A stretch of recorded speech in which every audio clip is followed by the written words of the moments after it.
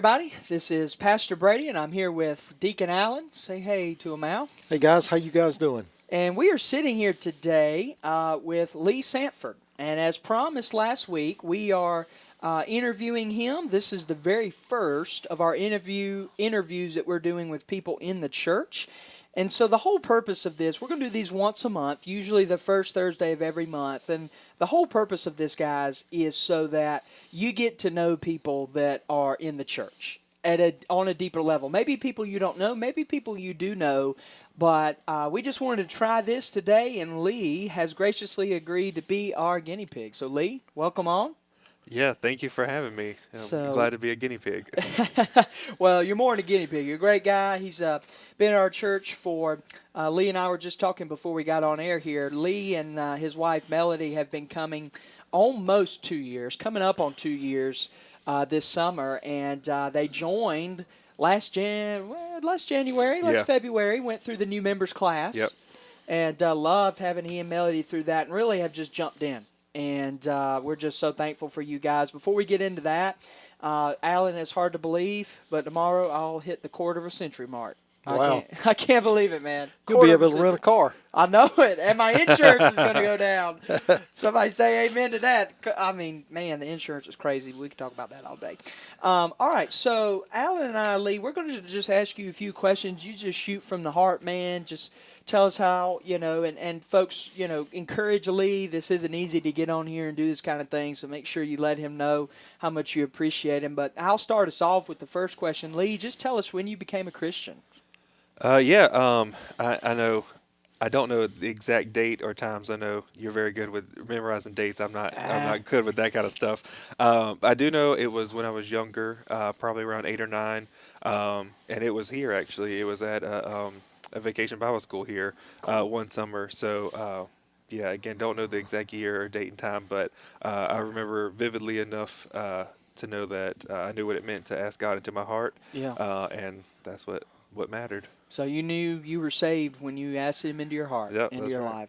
Shows the power of VBS too. Absolutely. Right? Yeah, it's one of my favorite times of year. And, as we are getting ready to ramp it up this year and have started having meetings for it, and just it's an exciting time. And just being able to witness all the kids that, are going to continue to grow in their love of God, it's a pretty powerful week. Yeah, absolutely. You got a bunch of kids that you don't normally have. That's right. You have that opportunity. Yeah, and they're, a small, window into their family too. So, last VBS we had some kids come that were saved during the week or, very shortly after, and now their families are members. So I think that's pretty powerful. Yep, there's been a lot of people that might even be listening today that have come to our church through VBS.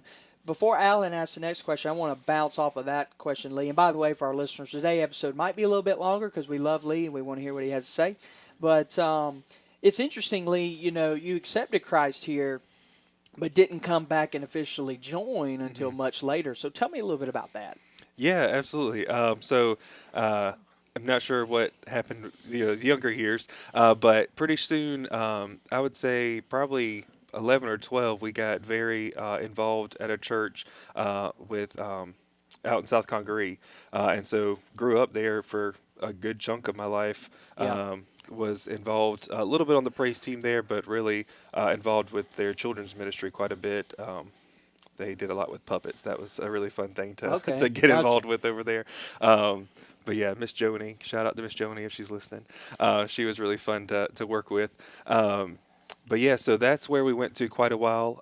And then from there, went to college and did some stuff. I went away for college, but did some stuff on campus, drove back and forth quite a bit to still be able to come to church.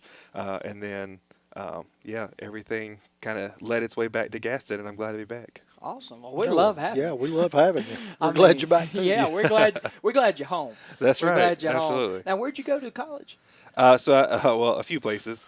I did a year up at Winthrop, and then USC, and then working the whole time through all of that, and then ended up finishing my degree online. Cool. Wow. What was your degree in? I've got 2 right now. My first is it's just a bachelor's in business, and then my master's is in healthcare administration. Okay. Oh, wow. Hospital administrator. Yeah, yeah. But still in school for my doctorate, which hopefully I'll wrap up at some point this year. So Okay, we'll see wow. how that goes. It might stretch into next year depending on how like dissertation and stuff like that go. But Wow. very ready to be done with school. I understand. I've been a lifelong student, which has been a blessing in a lot of ways. But I'll be glad to not have to write any more papers. 'Cause you're still in your 30s, right? Yeah, 32. Yeah. Okay, So- yeah, young fella. So there we go. Yeah. Just a little bit older than you. Just a little bit. You didn't have to say that Yeah. one out. They can't see me. They can only hear me, Yeah, right? So That's right. How, Lee, what do you do for a living? Yeah, so I work for Blue Cross Blue Shield, the South Carolina branch, for the Medicare Advantage population. So, mostly 65 and older crowd or those that are younger with disabilities that allow them to get onto the Medicare Advantage plan. I work in member experience and engagement. So my whole job is to make sure that members know about their benefits, understand how to use them. So I write different newsletters. I host health events across the state for them, really making sure that people are taking ownership of their health and being able to take advantage of all their preventative services and getting all the tests done that their physician is recommending that and just kind of removing barriers to make sure that happens. Awesome. I'll be seeing you in a couple of years. Yeah. I love our plan. I don't say that about a lot of things, but we've got some really great plans. I'm really proud of where I work. We're the only Medicare Advantage plan that's based here in South Carolina. So all of our call centers are here in South Carolina. So when people call, they're calling Columbia. They're not calling overseas. They're not calling out of state. That's good. So that's just some really big, local is just really important to me. So Absolutely. being able to work at a place that prioritizes that is pretty cool. just tell us a little bit about how did God lead you and your family to First Baptist? I mean, you told us a little bit about, coming here as a kid and stuff like that. But, recently, you and your family, how did God lead you and Melody here? Absolutely, yeah. So, Melissa Goff is my cousin.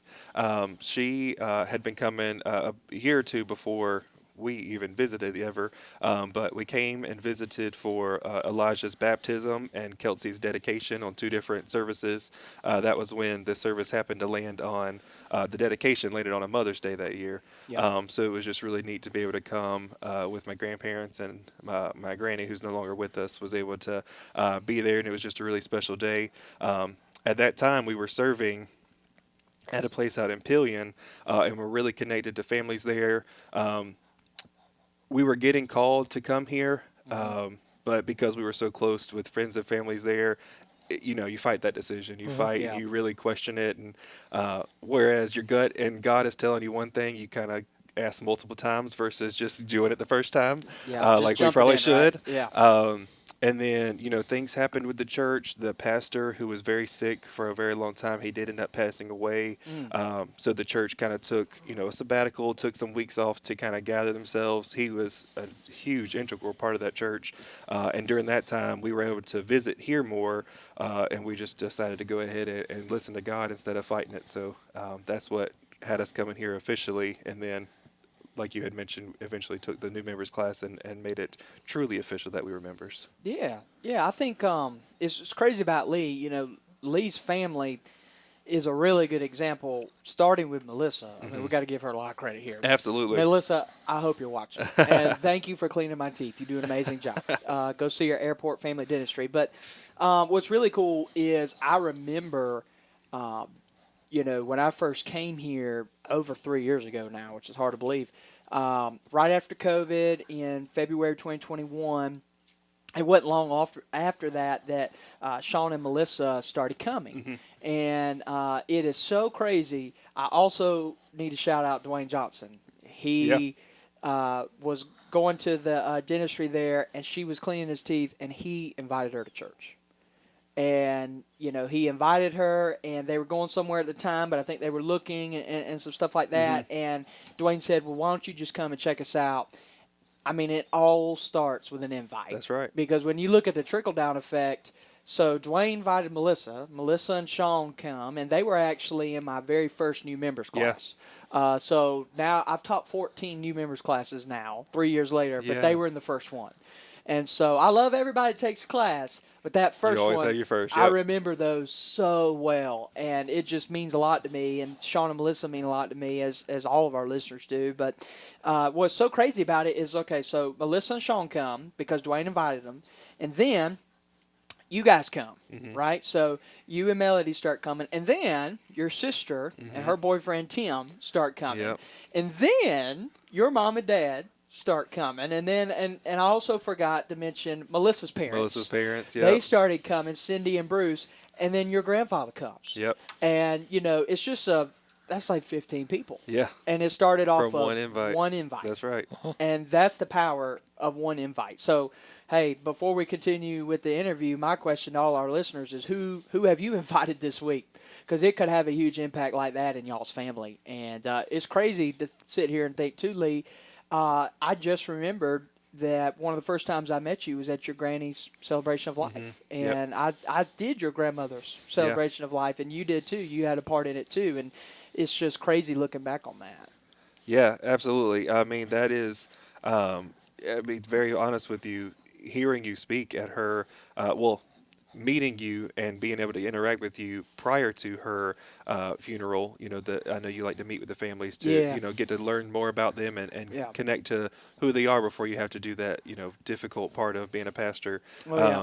But, getting to know you, getting to know Hannah that way, and then hearing you preach the word up there really led a lot to us coming here, and just seeing somebody that's so on fire for God it's amazing to be around. Well, thanks, Lee. Man, that means the world, and I did not pay him to say that. No. Okay.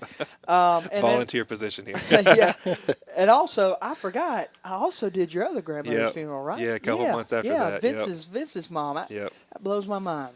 But I love serving y'all's family. I know you missed your grandmothers, but to be absent from the body, to be present with the Lord for those who are believers in Him. So yeah, that's awesome, Lee. I think Alan's got our next question. Lee, what are some of the roles you serve here in our church? Oh, sure. Yeah. So unofficially, I would say I try to support everywhere I can. You sure do. Yeah, absolutely. Yeah. So, I mean, a big passion of mine is music. I still get nervous every time I get up on the stage to do anything with music, but helping out Sherelle in the praise team and being part of the choir, she was super gracious. And I walked up to her one day, very nervous, and said, what do you have to do to become part of the choir? She said, show up.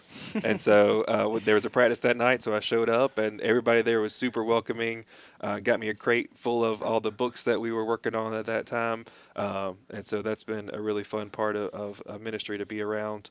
And then outside of that, I also help with the kids as much as I can. So I've been very thankful to be able to work the D groups for the children's with Melissa and Sherelle in there. Those are super fun. It's a really, really unique way to get to know some of the kids in there. And then also at VBS. Yeah. I mean, Lee, I think you're a great example of being a new member but getting plugged in. And I just love growing with you guys. Live probably 8 minutes away. Yeah. We usually follow each other home at this point. Now, I will pay you at this point. Don't say anything about my drive. Oh, right, no. on the way home. But, yeah, we do follow each other. But yeah, I'm going to skip ahead a question, and then Alan will come back to the one that I'm skipping over. Since you talk about choir, you're also on the praise team. Mm-hmm. Not many churches, you've been at different churches. Yeah. Not many churches are able to support a choir and a praise team. Sure. We have both. In our church, our worship is blended. Yep. There are hymns, but there are also contemporary, and then every now and then there's Southern gospel. Mm-hmm. You're not going to find that at many other places, a blend, an actual blend. You're either going to find one or the other. Why do you think, well, let me ask you this. What do you think about the blended worship at our church? Is it impactful? Is it important? Just tell me what you think about it. Yeah, absolutely. I mean, I think that shows, the longevity of a church, I think, is to move in that way. I think a lot of other churches, they try to still provide that, but they'll split their services and, double the work and cut their attendance in half. And it doesn't work that way. You lose a lot of family atmosphere too. Yeah. Absolutely. Absolutely. And so being able to have a blended worship, I fully believe that, music can reach people, connect people to God a lot stronger sometimes than words can. Yep. And so being able to have that in a hymn or have that in a congregation singing a cappella. Yeah. Any way it could be the same words, the same content, the same message, but being able to have that in a variety of ways, you don't know who you're connecting with. Yep. And so, I may get connected to it one way and Al may be connected to it another way. But the same message, the same God, the same, word that we're speaking of is connecting to us all. So I think that's the beauty of a blended worship. Amen. And I believe we talked earlier about not really knowing when you walk in the morning what audience you have. Absolutely. It's totally different. People come in with different needs, and so it's kind of taking a shot in the dark. Yeah. Yeah. And that's why I believe it's so important to let God lead worship and guide us, in what we do, and because He knows the audience you're going to have. I think that's important for us to kind of always keep in mind when we're trying to plan things. Yeah, absolutely. It's being on my end, being able to see kind of the behind the scenes stuff of how sometimes you know, we will try to plan to do a song and then we all get together and it's a song we've sang 20 times and it's just not working. And we throw that one out and find the one that God does want us to sing. And it's Absolutely. it's amazing. And kudos to Sherelle and Lauren for all the work that they do on the background of being willing and listening to, not trying to do a song that, we may have done a million times just because it's quote unquote easy, but they'll find the song that God is leading them to sing during that service. And I know they try to tie it with a message. Sometimes that's easier than others. And sometimes God just wants this particular song to be sang or this particular hymn out there. And who knows who it's touching, but it's there for a reason. Absolutely. And some of the people that our music touches, we don't know because of live stream. Absolutely. And YouTube and all that stuff. So the worship ministry is valuable. I guess that leads out to his next question, and he kind of already answered it. I wondered why you think worship is an important part of what we do here. And I think from listening to you talk, I think we kind of have an idea of that already. Yeah, I think we know that. Yeah, but man, it's just and I think what's awesome too, and I don't mean this in any offense to Sherelle, she knows my heart. We have Miss Sherelle; she's our minister of worship, minister of music. But I think she would agree with me that it is so valuable to have you on the worship team, Jim on the worship team, other men in the choir, to have not just male voices, but male presence. Sure. I think that's very helpful. And I know you fill in for her whenever she's out, and I know that means the world to her. And I think that's important. In a multi-generational church, we need all kind of different people. Absolutely. And you're young, too. And I think that has to have part of it as well. Sure, yeah. There was one time you preached on every Moses needs an Aaron, and that we joke about it that I'm the Aaron to her Moses, and Awesome. that's just kind of been our running joke since that sermon. But yeah, I am very humbled and proud to be able to serve in the way that I do, and to be able to support Sherelle, and seeing all the work that has to go into it, from having all the pages ready for the piano players to mapping out all the different services she does and the Easter program and all the Christmas stuff that goes into it. There's countless hours that go behind having a service run smoothly. Exactly. And so I just am glad to support it anyway. And believe it or not, I can't believe it. She's part-time. Yeah, yeah. I mean, has a full-time job and still Yes. does all that. I mean, that's incredible. Shout out Sherelle. We're just Yes. shouting out everybody today. Okay, Lee, we're going to get ready to wrap this up in the next few minutes. Two quick ones for you. What is your favorite part about the worship ministry specifically? What's your favorite part about serving in the worship ministry here at First Baptist? Honestly, it is being able to look out and see people connect to God. Amen. Especially on days when I may be struggling with my connection, or maybe it's just been a bad day. But being up there and worshiping and seeing someone lift their hands, or seeing someone stand up and just are crying, even they could not even be singing, they're just sitting there crying because whatever is happening in their lives is connecting and resonating with that song. It's very humbling, and it's very connecting to purpose for me to realize, like, I'm up here for a reason. This is God breathed, and it's just very powerful to be able to be part of that in any way. From a pastor's perspective, as a preacher, I've noticed when you guys sing exactly what God wants you to sing, it prepares the hearts of the people. Sure. And I think that's invaluable. Okay, last question for you. We'll get you out of here. What is your favorite part? If somebody were to ask you, at Blue Cross Blue Shield tomorrow. Why do you go to First Baptist? What do you like about it? What's your favorite thing? What's your favorite part about First Baptist? I think all the shout outs that we've done kind of give That's right. allude to that. I just think the people here, the connections that we've been able to make, a lot of that is through our Sunday school group. We have a thread on Facebook or a chat on Facebook where we continuously pray for each other throughout the week. Yeah. Anything big or small comes up, we're able to, touch base. And then being able to be part of the choir, and same thing, we've got a text group where we kind of just check on each other. It's amazing some of the connections we've made, and it's people that from all walks of life, different age groups, people that we may not have interacted with, even living 15, 20 minutes down the road. We just never would have come in contact with some of these folks, and now they're some of our closest friends. Absolutely. And it's just really important to us. Yeah.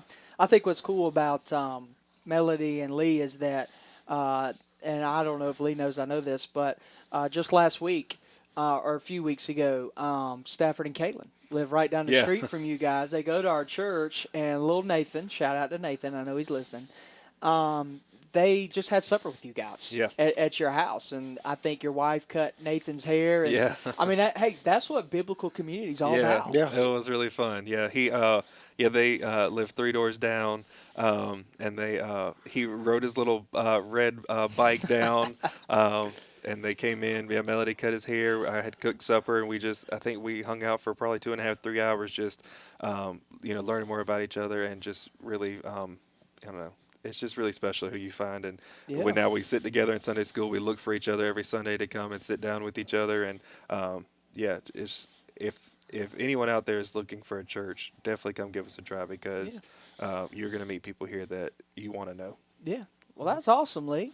Well, Lee, hey, we love you. We appreciate you. Thank you so much for coming on the podcast. Any closing thoughts, remarks? No, I really enjoy being a part of this. Thank you again. I'm glad to be the guinea pig. I have enjoyed listening to these the past few weeks, and look forward to many more coming.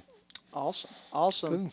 Well, next week, make sure y'all tune in. We'll be doing our next pastor profile on March the 14th. We'll be looking at Adrian Rogers next week.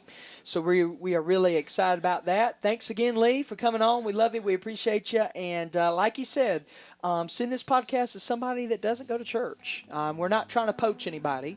I'm not trying to steal anybody, but anybody that does not have a Bible-believing church they're a part of. Yet again, this is the Menorah Podcast, where we share the light, send the light, speak the light. We will see you next week. Bye-bye, guys.